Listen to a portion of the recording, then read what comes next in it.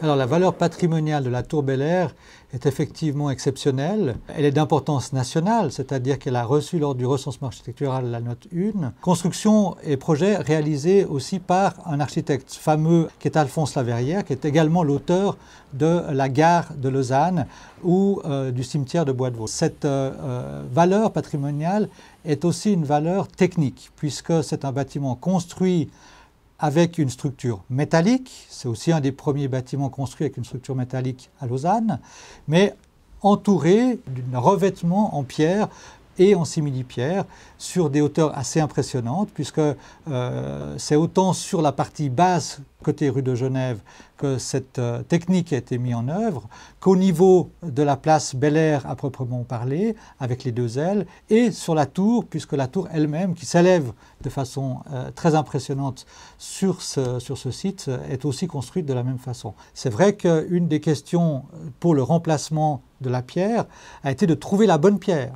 De même que pour remplacer les éléments en simili-pierre, puisque une bonne partie de la tour, du revêtement de la tour est en simili-pierre, il s'agissait de pouvoir obtenir de la part du fournisseur des pierres qui étaient quasiment identiques d'un point de vue de leur texture, de leur matérialité fine, de leur modénature, de leur couleur.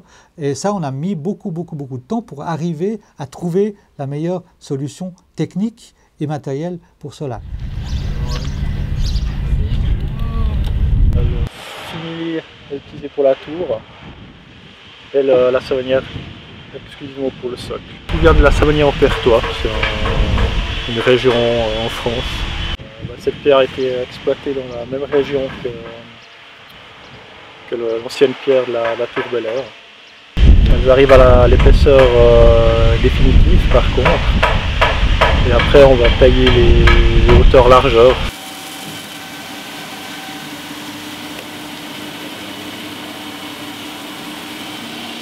Évidemment, un bâtiment construit dans les années 30 est un bâtiment qui a souffert du temps. Or, aujourd'hui, une des contraintes majeures lors de travaux de restauration, c'est bien évidemment de traiter cette dégradation pour éviter qu'elle se poursuive, la stopper, voire remplacer certains éléments parce qu'effectivement, ils ont été partiellement ou largement détruits.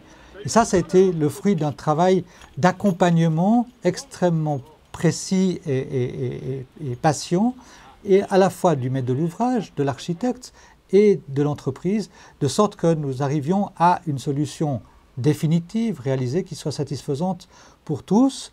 Et dans le cadre de la pierre, d'autres éléments très intéressants aussi sont venus effectivement vers la procédure, dans le cadre de cette procédure.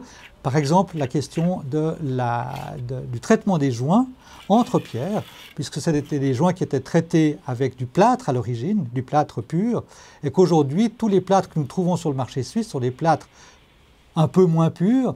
L'évolution aussi des techniques et des matériaux étant claire, à partir de là, par exemple, on avait un plâtre suisse qui était gris et qui ne correspondait pas du tout à la blancheur des plâtres d'origine, même s'ils ont été délavés au cours du temps. Donc, encore une fois, un travail d'accompagnement, autant du maître de l'ouvrage, du propriétaire, de l'architecte, des techniciens, des ingénieurs et de l'entreprise. Et c'est ça qui forme finalement la réussite et qui permet la satisfaction de tous sur un chantier comme celui-ci.